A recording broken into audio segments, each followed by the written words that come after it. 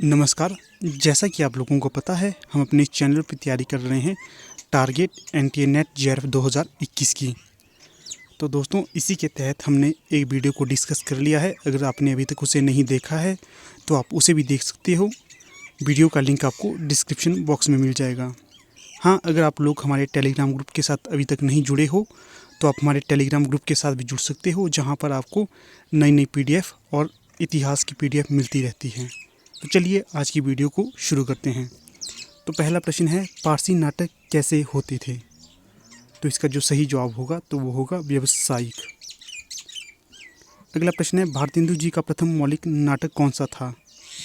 तो इसका सही जवाब होगा वैदिकी हिंसा हिंसा न भवति, और ये था प्रहसन। अक्सर प्रश्न पूछा जाता है कि वैदिकी हिंसा हिंसा न भवति किस तरह का नाटक है, तो ये होगा प्रहसन, और ये भारतेंदु हरिश्चंद्र जी का प्रथम मौलिक नाटक था। अगला प्रश्न है, भारतेंदु के अंधेर नगरी नाटक में कितने अंक हैं? तो यहाँ पर जो सही विकल्प होगा तो वो होगा 6।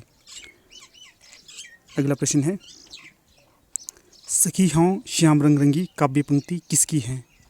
तो ये पंक्ति है गदाधर भट्ट जी की। अगला प्रश्न है, पूर्व मीमांसा भाष्य और उत्तर मीमांसा भाष्य किसकी रचना है? तो ये है बलवाचार्य जी की रचनाएं। इस तरह की रचनाओं को आपको कहीं लिख के रखना चाहिए ताकि आपको परीक्षा के नज़दीक आने पर उन्हें रिवाइज कर सके, क्योंकि इसी तरह की रचनाएं अक्सर परीक्षा में पूछी जाती हैं। यहाँ पर जितने भी प्रश्न आपके साथ डिस्कस किए जा रहे हैं ये पहले परीक्षाओं में पूछे गए हैं, इसी के तहत इन्हें इस वीडियो में रखा गया है।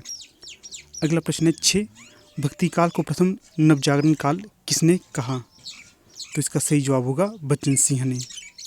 बच्चन सिंह ने भक्ति काल को प्रथम नवजागरण कहा था। अगला प्रश्न है 7, संसार को होली का रूपक मानकर की गई रचना कौन सी है? तो ये है सूर सरावली, और ये रचना है सूरदास जी की। अगला प्रश्न है 8, सिद्धांत के पद और केलीमाल ग्रंथ के रचयिता कौन हैं? तो ये हैं हरिदास। अगला प्रश्न है, आचार्य की छाप लगी हुई वीणा में कृष्ण की प्रेम लीला कीर्तन करने उठी, जिनमें सबसे ऊंची सुरीली और मधुर झंकार अंधे कवि सूरदास की वीणा की थी, ये कथन किसका है? तो दोस्तों, ये बहुत ही ज़्यादा महत्वपूर्ण कथन है, अक्सर परीक्षा में पूछा जाता है। तो ये कथन है आचार्य रामचंद्र शुक्ल जी का, और ये लिया गया है उनके हिंदी साहित्य के इतिहास से। एनटीए के इस तरह के प्रश्न बहुत पैट होते हैं, वे अक्सर इसी तरह के प्रश्न पूछते रहते हैं, इसलिए आपको इस प्रश्न पर ध्यान देना है। अगला प्रश्न है 10, राधा का प्रथम वर्णन किस रचना में मिलता है? तो ये मिलता है गाथा सतसई में।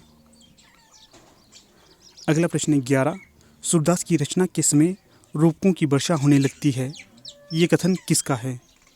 तो जी ये कथन है सूरदास की रचना के समय रूपकों की वर्षा होने लगती है, ये कथन है हजारी प्रसाद द्विवेदी जी का। ये भी महत्वपूर्ण कथन है। अगला प्रश्न है 12, गदाधर भट्ट की रचना को तुलसी के समान किसने बताया है? तो ये बताया है आचार्य रामचंद्र शुक्ल जी द्वारा। अगला प्रश्न है 13, लोई का ताना नामक जीवनी परक उपन्यास रांगे राघव ने किन की जीवनी पर लिखा है? तो ये लिखा है कबीर की जीवनी पर। अगला प्रश्न है 14, जब हम होते तब तू नहीं, अब तू है मैं नहीं, ये पंक्ति किसकी है? तो ये है रैदास जी की। अगला और अंतिम प्रश्न है, इसी ग्रंथ को सूफी पद्धति का अंतिम ग्रंथ मानना चाहिए, ये कथन आचार्य शुक्ल ने किस ग्रंथ के संबंध में कहा है? तो ये कहा है इंद्रावली के संबंध में। आपको ये प्रश्न इस तरह से पूछा जाता है कि इंद्रावली ग्रंथ को सूफी पद्धति का अंतिम ग्रंथ किसने माना है? तो ये माना है आचार्य रामचंद्र शुक्ल ने। तो आपको प्रश्नों को हर तरह से पढ़ना है, क्योंकि परीक्षा में प्रश्न घुमा फिरा कर पूछे जाते हैं।